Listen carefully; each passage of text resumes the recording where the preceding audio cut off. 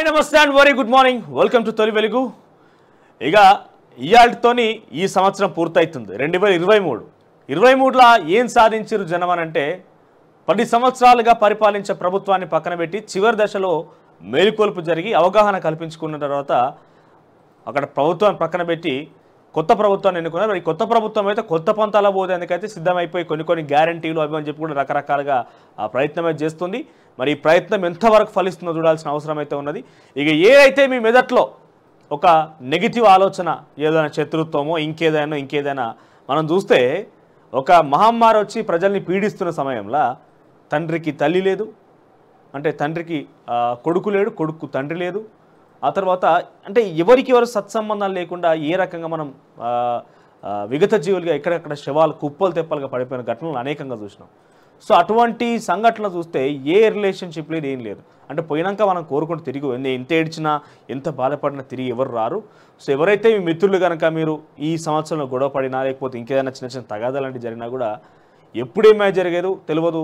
Future is uncertain అంటారు, అంటే ఎప్పుడు ఏం జరిగేదో తెలియదు. సో ఆ నెగిటివిటీని మొత్తం పక్కన పెట్టి కొత్త పాజిటివిటీతోని 2024 ఇవి నా లక్ష్యాలు, లేకపోతే ఇవి నేను సాధించాల్సినటువంటి యొక్క మైల్ స్టోన్ ఇది అని చెప్పి నిర్దేశించుకొని కొత్తగా అడుగు వేయండి. ఇక 31 డిసెంబర్ అంటేనే మొత్తం ఏదో అరిగిపోయింది, ఏమో జరిగిపోయింది. ఈ రోజు నేను కనుక పార్టీ చేసుకోకపోతే ఏమో కుప్పగూలిపోతుందేమో రాలిపోద్దని చెప్పి చాలామంది యువకులు అత్యుత్సాహవంతులు రాత్రికి రాత్రి రైడ్లని మద్యం సేవించి ఇష్టానుసారంగా పోతారు. తస్మాత్గా మానుకోరు దయచేసి. ఎందుకంటే ఈ సంవత్సరం పోయింది కానీ ఇంకో సంవత్సరం వస్తూనే ఉంటుంది. ఏమైపోతుంది, ప్రాణం పోతే మళ్ళీ అయితే తిరిగి రాదు. ఎన్ని కోట్లు ఖర్చు పెట్టినా ఏం చేసినా ప్రాణం తిరిగి రాదు. పోలీస్ సంబంధించి శాఖ కూడా చాలా తీవ్ర నిబంధనలు పెట్టింది. మద్యం తప్పదాగి బయటకు వస్తే కనుక పరువు పోతుంది, బయట తలెత్తుకునే పరిస్థితి. ఎందుకంటే హాయిగా మీరు ఏం పార్టీ చేసుకోవాలన్నా ఏం ఎంజాయ్ చేయాలో ఇండ్ల వరకే పరిమితం అయిపోయింది తప్ప బయటికి వచ్చి దురుసుగా ప్రవర్తించి బైక్ రైడ్లు నైట్ రైడ్లు మానుకుంటే తస్మాత్ జాగ్రత్త. ఇక ఏమో అయిపోతుంది, ఏం కూలిపోదు. ఇవాళ 31 డిసెంబర్ పోతే రేపు 1 జనవరి వస్తుంది. సంవత్సరం మారుతుంది అంతే తప్ప ఏం మారది. సో తస్మాత్ జాగ్రత్త. ఏం నిర్దేశించుకోవాలో డిసైడ్ చేసుకోవాలి. 2024 గోల్ సాధించాలి, నేను ఇది చేయాలి. అంతేగాని నేను ఇక్కడికి ఆగిపోతా లేకపోతే ఇక్కడికి ఏం జరిగిపోతుందని దానికి ఏడుపులు పెడబొబ్బులు పెట్టేసి అంటే ఉత్తగానే అదంతా ఆ మైకంలా ఒక ట్రాన్స్లోకి వెళ్ళిపోయినాక ఏడుపులు ఉంటాయి అనుకోండి. ఆ ట్రాన్స్లోకి వెళ్ళి బయట పిచ్చి చేయకుండా తస్మాత్ జాగ్రత్త, సేఫ్గా ఉండాలి. ఇక తొలి వెలుగు కూడా 2024 ఈ సంవత్సరంలో డెఫినెట్గా ఒక అల్టిమేట్ మైల్ స్టోన్ క్రియేట్ చేస్తుంది. ఎందుకంటే ప్రజల పక్షాన నిత్యం మెలిచిన తొలి వెలుగు ఛానల్ నిత్యం ప్రజల్లో ఉంటుంది, ప్రజా సమస్యలను లేవనెత్తుతూ ఉంటుంది. ప్రజలకు కావాల్సిన సంక్షేమ పథకాలను ప్రభుత్వం దృష్టికి తీసుకొస్తుంది. ప్రభుత్వం కూడా దానికి సంబంధించి అవసరమైతే ప్రజల పక్షాన ఉంటూ వాళ్ళకి మద్దతుగా నిలుస్తూ అనేక కార్యక్రమాలు చేపట్టే ప్రయత్నం చేస్తుంది. సో మీరు కూడా తొలి వెలుగు ఛానల్ ఈ రకంగా ఆదరించాలి. ఇప్పటివరకు చాలా వరకు తొలి వెలుగు ఛానల్ సపోర్ట్ చేస్తూ వచ్చా. ఈ రకంగానే మీ యొక్క ఆదరాభిమానాలు కొనసాగాలి తొలి వెలుగు ఛానల్ మీద. అదేవిధంగా మీరు నేరుగా మీ సమస్యలు మా దృష్టికి తీసుకురావచ్చు. తొలి వెలుగు ప్రజా దర్బార్ ఇక్కడ 7995842515 ఇది మాకున్నటువంటి నెంబర్. మీరు నేరుగా ఫోన్ చేసి మీ సమస్య ఏంది లేదా మా వాట్సాప్ ద్వారా కూడా మాకు సమాచారం అందించవచ్చు. ఇది మా సమస్య ప్రభుత్వం దృష్టికి తీసుకువెళ్ళాలన్నా, అధికార దృష్టికి తీసుకువెళ్ళాలన్నా, లేకపోతే మీ తరపున మద్దతుగా ప్రజల గొంతుగా ఉన్న తొలి వెలుగు ఛానల్ నిరంతరం ఈ రకంగానే ప్రజల గొంతుకగానే పనిచేస్తుంది. మీరు కూడా భాగస్వామి కావచ్చు. ఈ నెంబర్కి మీ యొక్క సమస్యను తెలియజేయండి. లేకపోతే మీ చుట్టుపక్కల జరిగినటువంటి ఆ యొక్క కార్యక్రమాలను కావచ్చు, ఏదైనా ఇల్లీగల్ యాక్టివిటీస్ కూడా మాకు షేర్ చేసే ప్రయత్నం చేయండి. రైట్, ఇక ఇది హైలైట్స్. కొడంగల్ నియోజకవర్గానికి ప్రత్యేక అథారిటీని క్రియేట్ చేసిండు రేవంత్ రెడ్డి గారు. అంటే గతంలో ముఖ్యమంత్రిగా ఉన్నటువంటి కేసీఆర్ గారేమో గజ్వేలు, తర్వాత వాసాలమర్రి, చింతమడక, ఎర్రవెల్లి, సిద్దిపేట, సిరిసిల్ల. అంటే ఇప్పుడు గతంలో ఉన్న ముఖ్యమంత్రి గారేమో వాళ్ళ ప్రాంతానికి, ఇప్పుడు వచ్చిన ముఖ్యమంత్రి ఏమో కొడంగల్కి 119 నియోజకవర్గాలు ఉన్నటువంటి తెలంగాణ రాష్ట్రంలో సుమారుగా 10,000-12,000 గ్రామ పంచాయతీలు ఉన్నటువంటి తెలంగాణ రాష్ట్రంలో కేవలం కొడంగల్ నియోజకవర్గానికి ఒక అథారిటీ క్రియేట్ చేసుకున్నారు. కొడంగల్ డెవలప్మెంట్ అథారిటీ కాడా అని చెప్పి. సో అటువంటి కాడాలు లేకపోతే ఇంకేమైనా అథారిటీ ఉంటే నియోజకవర్గానికి ఒకటి వేయాలి. ఎందుకు కొడంగల్ ఏం స్పెషాలిటీ? మారుమూల ప్రాంతం ఆదిలాబాద్లో ఇంకా కూడా చాలా వరకు ఏరియాల్లో కూడా కరెంట్ ఫెసిలిటీ లేకుంటే నీటి సరఫరా లేక ఇబ్బంది పడుతున్నారన్నమాట. మీరే లేవనెత్తారు. ఎస్టీ తండాలలో ఇంకేదో చెప్పాను, మీరు లేవనెత్తారు. వాటి గురించి స్పెషల్ అథారిటీ క్రియేట్ చేయాలి. దళితుల ఇళ్లలో వీళ్ళు వచ్చిన 10 లక్షల రూపాయలు దేనికి ఉపయోగపడతారో అక్కడ దుర్మార్గం జరుగుతుంది, దౌర్జన్యం జరుగుతుందని చెప్పింది మీరు ప్రతిపక్షాలు ఉన్నప్పుడు. గక్కడ వేయాలి ఈ అథారిటీలు. సో కొడంగల్కు స్పెషల్ అథారిటీ వేసిరట. మరి ఆ అథారిటీ ఎంత మేరకు కొనసాగుతుందో ముందుకు తీసుకుపోతారు. మరి కొడంగల్కి ఎందుకు ప్రియారిటీ? గతంలో కూడా మేము బాధ వెళ్ళకక్కునేవి ఏంటంటే మీరే చెప్పారు, ఓ సిద్దిపేటకో నిధులు మరలించకపోయిండు, ఓ సిరిసిల్లకో మరలించకపోయిండు, ఓ గజ్వేల్కో మరలించకపోయిండు అని చెప్పి ప్రతిపక్షంలో గొంతు లేవనెత్తినటువంటి రేవంత్ రెడ్డి గారు ఇప్పుడు మీరు అదే పని చేస్తున్నారు కదా. ఇక ఆ దొరలకు ఈ పటేళ్లకు తేడా ఏమున్నదని చెప్పి ప్రజలు అనుకుంటున్నారు. సో దయచేసి అందరినీ సమదృష్టితో తీస్తానని చెప్పి మీరు ప్రమాణం చేసిరు కాబట్టి అన్ని నియోజకవర్గాల్ని అందరి ప్రజల్ని సమదృష్టితో సంయమనం పాటించి పరిపాలనలో అందరినీ సమానంగా చూడాల్సిన బాధ్యత మీ మీద ఉంటుంది. గతంలో కేసీఆర్ చేసిన తప్పిదం కనుక మీరు చేస్తే అప్పుడు కేసీఆర్ చేసినప్పుడు ఎన్ని గొంతుకలు మొత్తుకున్నా కూడా ప్రజలు కేసీఆర్ పక్షాన ఉన్నారు. అదేవిధంగా వాళ్ళకి అసెంబ్లీలో మెజార్టీ ఉన్నది కాబట్టి మీరు ఏం చేయలేకపోయారు. కానీ ఈసారి మీరు కనుక అటువంటి తప్పే చేస్తే అది ప్రతిపక్షం ఘాటుగా స్ట్రాంగ్గానే ఉన్నది. ప్రజలు కూడా మీకు మరోసారి గుర్తు చేస్తున్న కాంగ్రెస్ పార్టీ నాయకులకు ఏంటంటే కాంగ్రెస్ మీద ప్రేమతో ఎవరు ఓటేయలే, కాంగ్రెస్ మీద ప్రేమతో ఎవరు ఓటేయలే. ప్రతిపక్షం ఉన్నటువంటి కాంగ్రెస్ పార్టీ అయితేనే ఏదో చేయగలుగుతుంది. ఇప్పుడున్న అధికార పక్షాన్ని పక్కకు పెట్టడానికే కాంగ్రెస్ పార్టీని గెలిపిస్తున్నారు తప్ప దీన్ని మీరు ప్రేమగా మలుచుకోవాలంటే మరోసారి గుర్తు చేస్తున్న ఏంటంటే దీన్ని మీరు ప్రేమగా మలుచుకోవాలని అందరినీ సమన్వయం పాటించి అందరినీ కలుపుకొని పోవాలి. అందరూ సమపాలనగా ఉండాలి. రెడ్డిగా త్వరలో మెగా డిఎస్సీ అంటూ కూడా రేవంత్ రెడ్డి ప్రకటించారు. ఇవి హైలైట్స్గా ఉన్నాయి. ఇందుకు సంబంధించి వివిధ వార్తాపత్రికల్లో వచ్చిన కథ వాళ్ళకి సంబంధించి విశ్లేషణ చేద్దాం. ఇక ముందుగా హెడ్లైన్ చూస్తే ఈనాడు పత్రికలో త్వరలో మెగా డిఎస్సీ, సత్వరమే ఉపాధ్యాయ ఖాళీల భర్తీలు, బడిలేని ఊరు ఉండొద్దు, మూసివేసిన వాటిని తెరిపించాలి, మన ఊరు మనబడి, నిధుల వినియోగంపై విచారణ, ఉమ్మడి జిల్లాలో నైపుణ్య వర్సిటీలు విద్యాశాఖ సమీక్షలో సీఎం రేవంత్ రెడ్డి. ఇక కొత్త వారి ఆర్జీలు ఇవ్వండి, పాత లబ్ధిదారులందరికీ రైతు భరోసా పెన్షన్లు యథాతథం. సో అనుమానం అక్కర్లేదు, మేము ఆల్రెడీ వచ్చిన వారు కూడా దరఖాస్తు చేసుకోవాలని చెప్పి బయట ప్రచారం జరుగుతోంది. లేకపోతే ఎట్లా చేసుకోవాలి? ఆ దరఖాస్తు ఫారంలో పెన్షన్కి రైతు బంధుకి మళ్ళీ దరఖాస్తు చేసుకోవాలంటే అవసరం లేదు. కొత్త వారు దరఖాస్తు చేసుకోండి, పాత వారికి యథాతథంగా వస్తుంది. పాత లబ్ధిదారులకి యథాతథం, కొత్త వారు దరఖాస్తు చేసుకోండి. అంటే పాత వారు అప్లికేషన్ ఇస్తే వాళ్ళకి క్యాన్సిల్ అయితే ఏం లేదు, కానీ కొత్త వాళ్ళు ప్రియారిటైజ్డ్గా అప్లికేషన్ చేసుకోండి అనేది ప్రభుత్వ వాదన. ఇకపోతే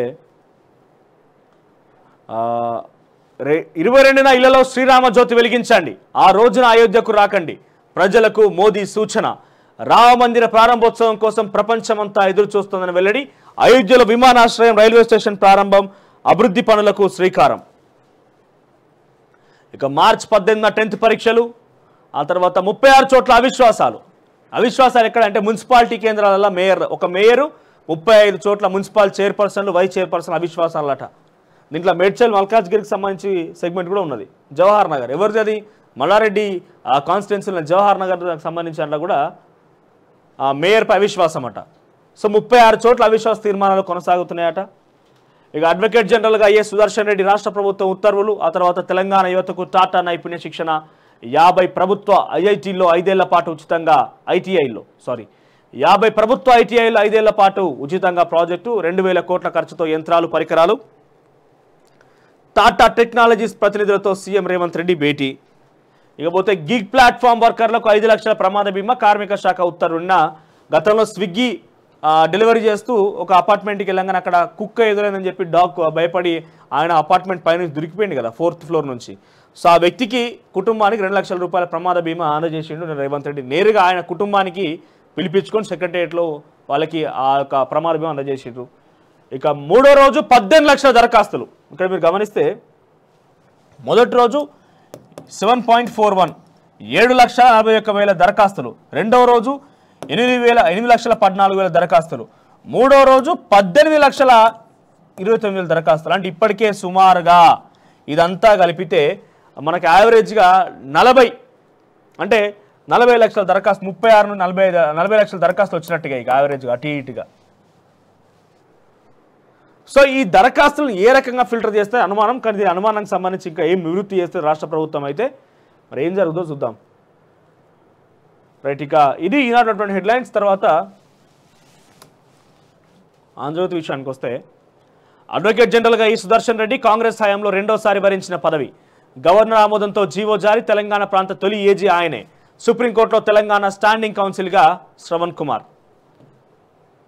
ఇక చరమాంకంలో జగన్ నాటకం అట, కొత్త పలుకు అంటూ జర్నలిస్ట్ రాధాకృష్ణ రాసిన కథనం.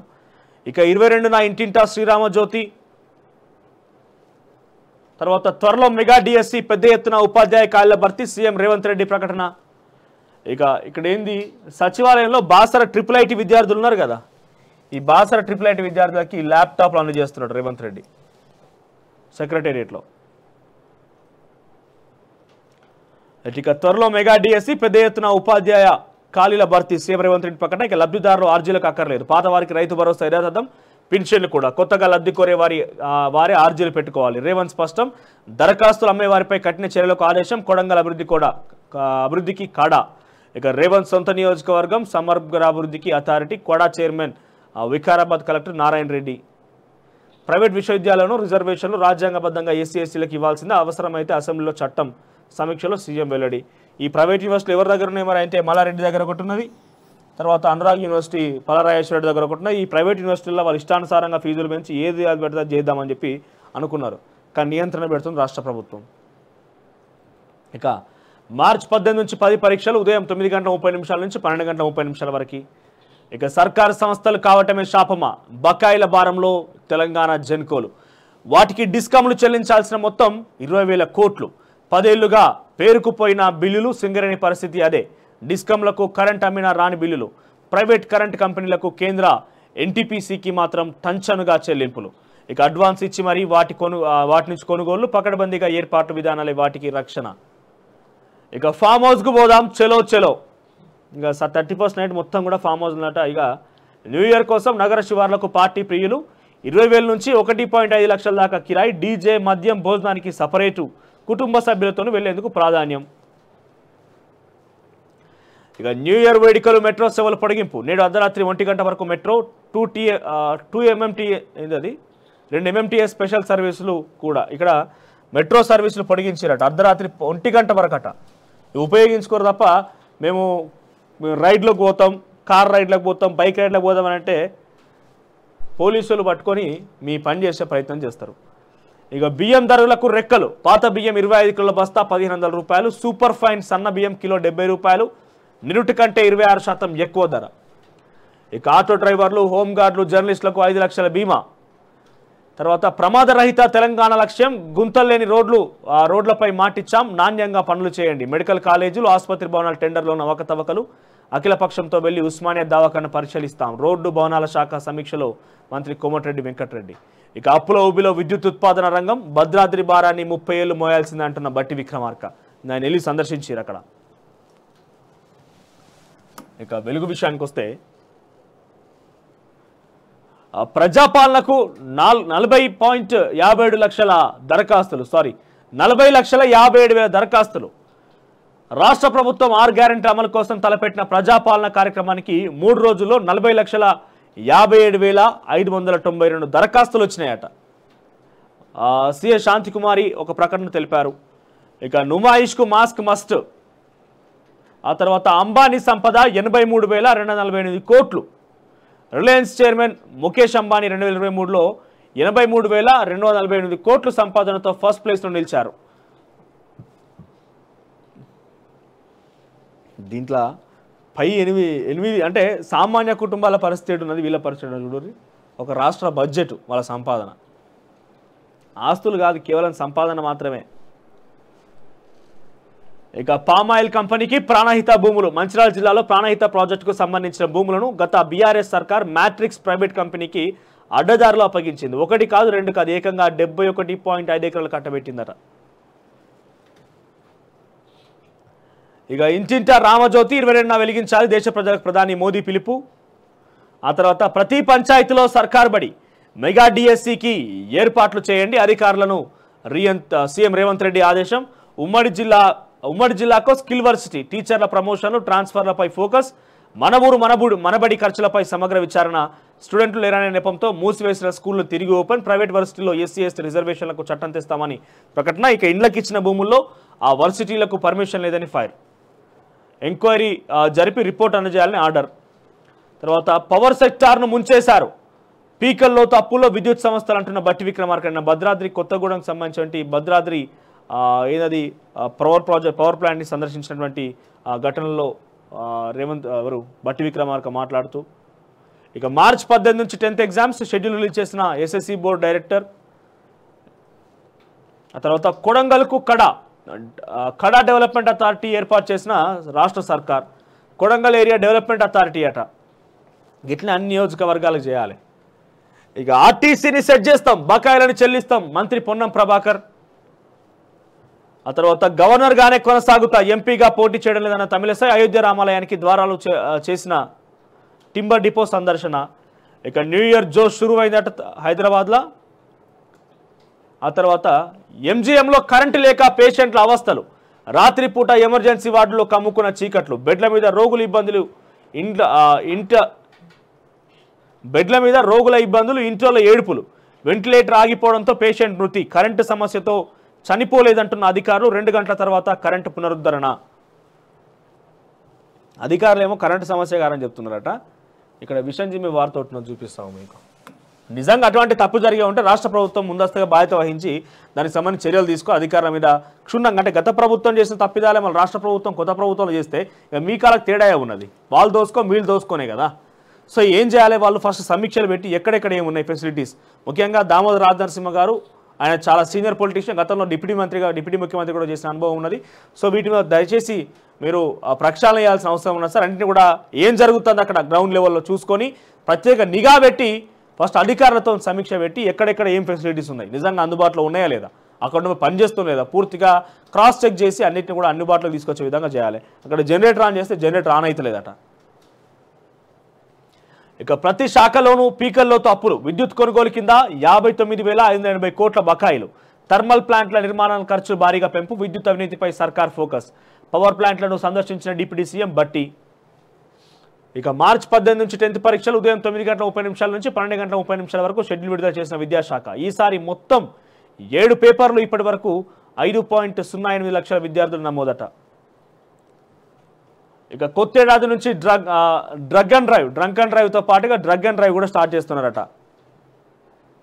ఇక మెగా కృష్ణారెడ్డిపై సిబిఐ విచారణ, కాళేశ్వరంలో 50,000 కోట్లు కొట్టేసిన కాంట్రాక్టర్, కాంగ్రెస్ ఆరోపణలు గుర్తు చేస్తూ బీజేపీ అప్పుడు కావాలని ఇప్పుడు ఎందుకు మౌనం, కాంట్రాక్టర్ పేరు ఎందుకు ఎత్తడం లేదు, వెంటనే సిబిఐ ఎంక్వైరీ కోరాలన్న కమలం పార్టీ, గతంలో లేఖలు రాసిన సీఎం రేవంత్ రెడ్డి కాంట్రాక్టర్ను వదలొద్దంటూ ప్రజలు. ఇక మరి నిజంగానే కాంగ్రెస్ పార్టీ పదే గతంలో మెగా కృష్ణారెడ్డి దోచుకున్నాడు అనే కాంట్రాక్ట్ సంస్థను మనం బ్లాక్ లిస్ట్లో పెట్టాలి, కాంట్రాక్టుని కానీ మొత్తం కక్కియాల డబ్బులు చెప్పినటువంటి కాంగ్రెస్ పార్టీ ప్రతిపక్షంలో అధికారంలోకి రాగానే ఈ కాంట్రాక్ట్ సంస్థల గురించి కానీ మీ దగ్గర గురించి మాట్లాడతలేదు.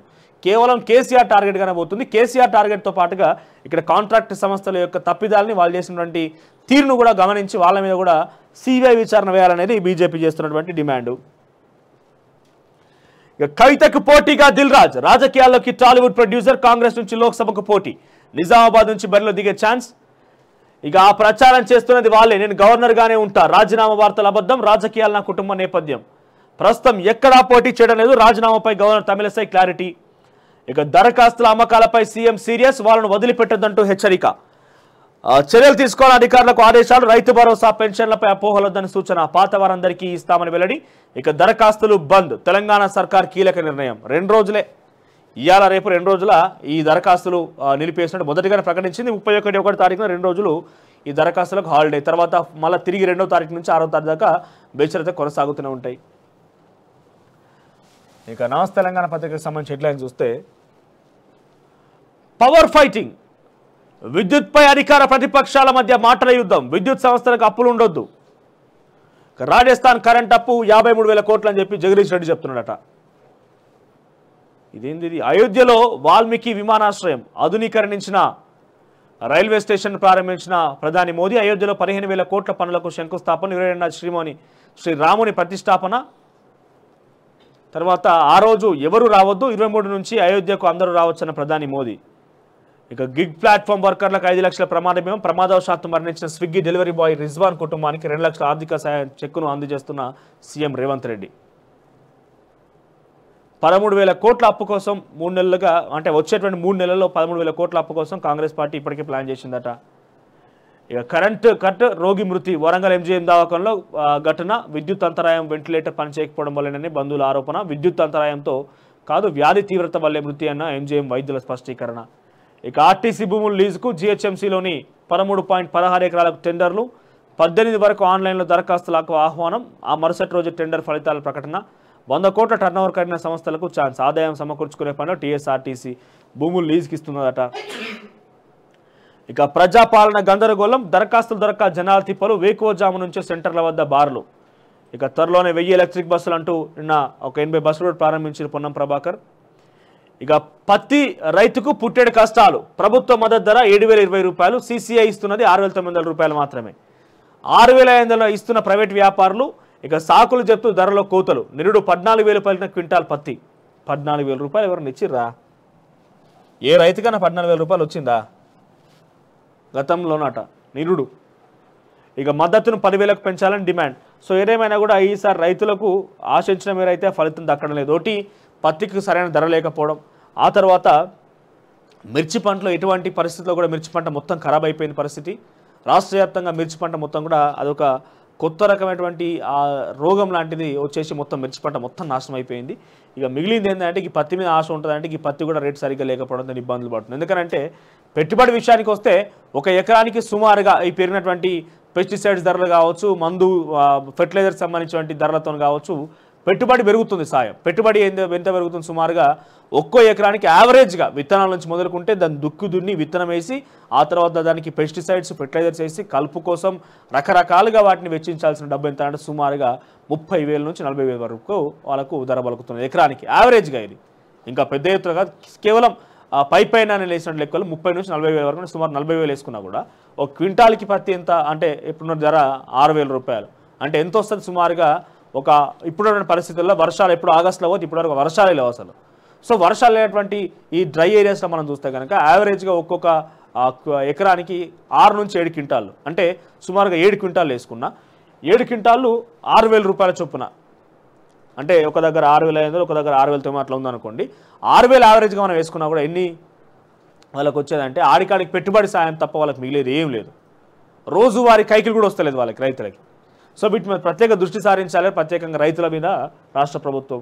ఇక మిర్చి పంట గురించి ఏదైతే ఖరాబ్ అయిందో ఆ ఫసల్ బీమా కింద గత ప్రభుత్వం చేయలేకపోయింది కాబట్టి ఫసల్ బీమా ఏదైతే ప్రవేశపెడతామని హామీ ఇచ్చారో ఆ ఫసల్ బీమా కింద ఒకవేళ పాసిబుల్ అయితే గతంలో వేసినటువంటి పంట అయితే మిర్చి పంట మీద కూడా మీరు ఫసల్ బీమా అమలు చేసి వాళ్ళకి రావాల్సినటువంటి ఆ ఇన్సూరెన్స్ ఏదో లేక ప్రీమియం ఏదో వాళ్ళకి చేయాల్సిన అవసరం ఉంటుంది. ఇక ఇజ్రాయెల్ దాడుల్లో 200 మంది మృతి, హమాస్ ఉగ్రవాదులపై దాడుల ముమ్మరం. ఇక అమెరికాలో భారత కుటుంబం అనుమానాస్పద మృతి, మాసాచుసెట్స్లోని వారి ఇంట్లో ఘటన, బయట వ్యక్తుల ప్రమేయం లేదు, గృహహింసే కారణమన్న పోలీసులు. ఇక ఇది ఓవరాల్గా హెడ్లైన్స్ అన్ని రకంగానే.